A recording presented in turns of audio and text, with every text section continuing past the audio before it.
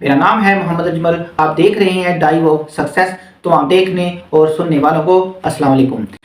Nike daily 1000 crore कमाने वाली company है। अपनी कार की डिग्गी में सेल करने वाला शूज़ जिसका नाम फिल नाइक था। कौन जानता था कि शूज़ सबसे बड़े athlete player Messi, Cristiano Ronaldo और माइकल जॉर्डन जैसे प्लेयर भी उस वक्त इस्तेमाल करेंगे। आज हम बात करने वाले हैं फिल नाइक के बारे में। फिल नाइक 1938 में अमेरिका में पोर्टलैंड शहर में पैदा हुए। उनको बचपन से ही रनिंग का शौक था। 1962 तक उन्होंने अपनी एजुकेशन मुकम्मल की। एजुकेशन में उन्होंने MBA किया। MBA करने तक वो रनिंग में काफ़ी दिलचस्पी लेते थे। वो रनिंग करते, वो एक अच्छे एथलीट रनिंग प्लेयर थे। बहुत सारे मेडल भी उन्होंने जीत रखे थे। लेकिन अपनी एज के 24 ईयर तक उन्होंने इस बात को जान लिया कि वो एक अच्छे एथलीट प्लेयर तो हैं, लेकिन सबसे बेस्ट नहीं है। वो सबसे बेस्ट बन भी नहीं सकते। उन्होंने फैसला किया क्यों ना मैं एक ऐसी शू की कंपनी बनाऊं जो इन रनिंग करने वाले एथलीट प्लेयर के काम आए। उसका एक ख्वाब था कि उसकी अपनी एक शू की कंपनी हो। ख्वाब तो बहुत बड़ा था, लेकिन उस वक्त उसके पास था कुछ नहीं।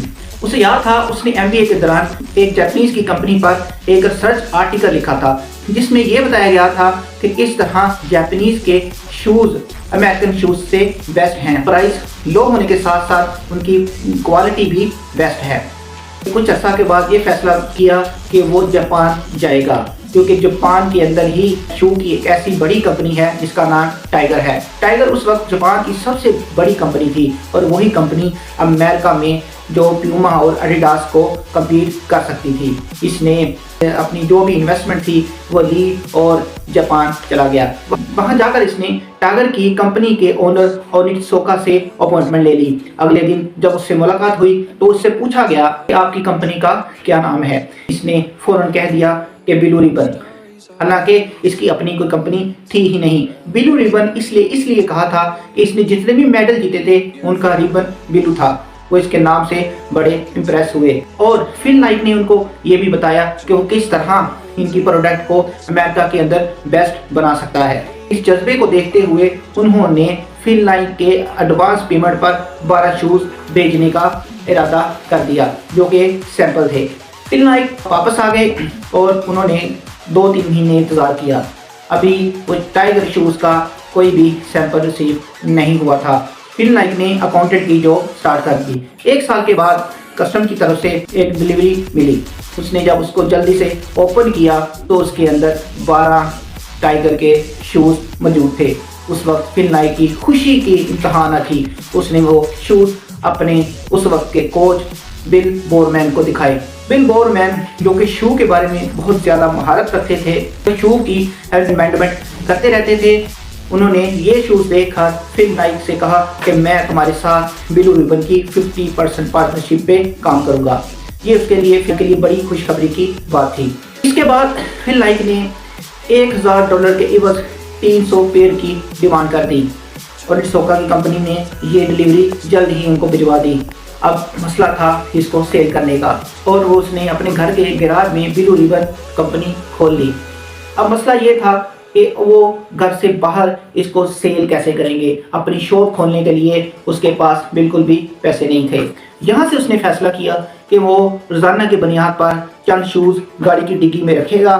जहाँ पे मैचेस चल रहे होंगे, रनिंग एथलीट प्लेयर को वो शूज़ सेल करेगा, कोचेस को दिखाएगा, रिप्रेजेंटेटिव को दिखाएगा, ताकि लोग इसके शूज़ को खरीद सके। और ऐसा ही हुआ। देखते ही देखते इसके शूज़ बिकने लग गए। इसने अगली शिपमेंट $3000 के बस 900 शूज़ का ऑर्डर दे दिया। जल्द ही वो शिपमेंट भी रिसीव हो गई। 2 महीनों के अंदर इसने सारे के सारे शूज़ बेच डाले।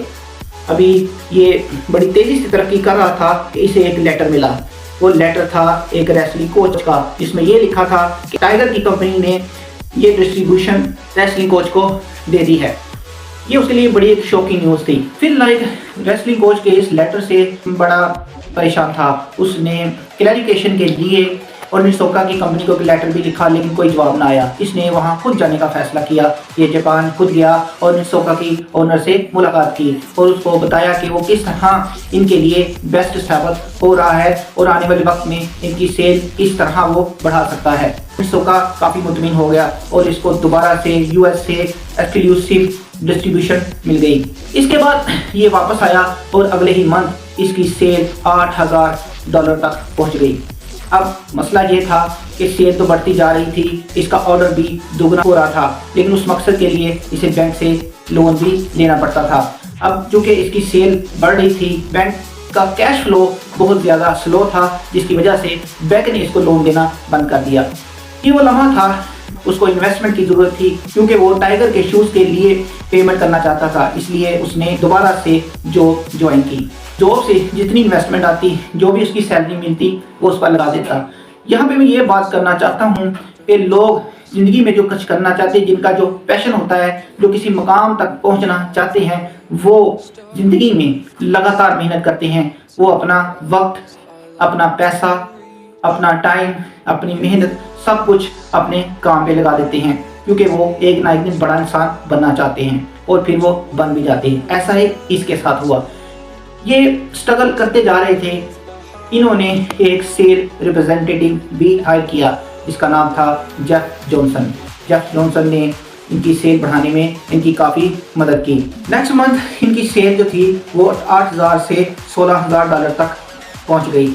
दूसरी तरफ इनका जो कोच थे बिल बोरमैन, वो एक ऐसा शूज़ बना रहे थे जो टाइगर शूज़ से भी बेस्ट था। उसने टाइगर के शूज़ के बेस्ट फीचर्स लिए और उनको मिलाकर एक बहुत अच्छा अल्टीमेट डिस्टेंस ट्रेनिंग शूज़ बना दिया, जिसको उसने कार्टेस का नाम दिया। और निसोका ने इसके बाद कार्टेस की मैन्युफैक्चरिंग बनाना शुरू कर दी और ये देखते ही देखते शूज़ मार्केट में सेल होने लग गया। अगले 5 साल तक इसकी जो सेल थी वो 1.3 मिलियन को टच कर गई। ये उसके लिए बहुत बड़ी खुशी की बात थी कि इनकी सेल इतनी ज़्यादा हो रही है। लेकिन तब लगा फिल नाइक को एक बहुत बड़ा धचका जब निसोका की कंपनी ने इनको एक लेटर लिखा, जो लेटर था फिल नाइक के नाम, जिसमें ये लिखा था कि अगर वो अपनी सेल का 51% स्टेक और निसोका को नहीं बेचेगा तो वो ये डिस्ट्रीब्यूशन किसी और को दे देगा। ये फिल नाइक के लिए एक बुरी खबर थी।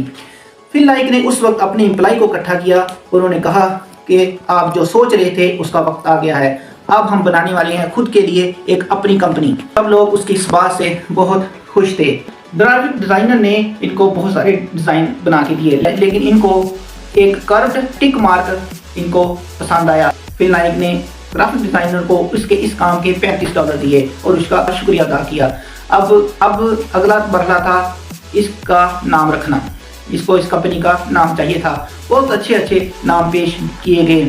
इसके जो सेल मैनेजर थे उसने बताया कि ग्रीक्स में विक्ट्री की गॉडेस को नाइकी बोलते हैं। ये नाइकी नाम बहुत अच्छा लगा। तब उन्होंने अपनी कंपनी का नाम नाइकी रख दिया और यहाँ पे शुरुआत हो गई नाइकी ब्रांड की। ये दौर था 1971 का। इस दौर के अंदर एडिडास, प्यूमा जैसी कंपनियां बहुत तेज़ी से रन कर रही थी और अब तो उसका कंपटीटर टाइगर भी सामने था क्योंकि इसने टाइगर को भी हिट करना था। इन्होंने सबसे पहले तो अपनी नाइकी शूज़ के लिए एक डिस्ट्रीब्यूशन फर्म से शूज़ बनवाए। ये काम भी इनका पूरा हो गया। इनके शूज़ किसी थर्ड फैक्ट्री में मैन्युफैक्चरिंग हो रहे थे। अब मरहला ये था इनकी सेल का, क्योंकि अब वो फिर से जीरो पर खड़े थे। इस मकसद के लिए उन्होंने एक अलग से टेक्निक आजमाई। इन्होंने ये देखा कि जितने भी रनिंग प्लेयर हैं वो उन एथलीट प्लेयर के शूज़ इस्तेमाल कर रहे हैं जो टॉप लिस्टेड हैं। उस वक्त के जो टॉप लिस्टेड प्लेयर होते हैं, जो बेस्ट एथलीट प्लेयर होते थे, उनके शूज़ की कॉपी बाकी रनिंग प्लेयर करते थे। अपने मकसद को पूरा करने के लिए उन्होंने एक एथलीट प्लेयर स्टीव परी फाउंटेन को हायर किया, जिसको उन्होंने एनुअली $5,000 पे करने थे। और उसकी फिर नाइकी टीम लोगों से मिलती, एथलीट प्लेयर से मिलती और अपनी शू की मार्केटिंग करती। देखते ही देखते इनकी सेल बढ़ने लग गई और इनकी सेल इतनी ज़्यादा हो गई कि इन्होंने प्यूमा, टाइगर और एडिडास को भी पीछे छोड़ दिया। दुनिया की नंबर 1 ट्रेडिंग कंपनी बन गई। लेकिन उस वक्त एक नई शूज़ लॉन्च हुआ जिसका नाम था रीबॉक। रीबॉक की क्वालिटी ये थी उस शूज़ की कि वो शूज़ क्वालिटी में तो अच्छे थे ही, लेकिन उसका डिज़ाइन बहुत ज़्यादा खूबसूरत था। इस डिज़ाइन की खूबसूरती की वजह से लोगों की तवज्जो रीबॉक शूज़ की तरफ हो गई और नाइकी की सेल डाउन हो गई।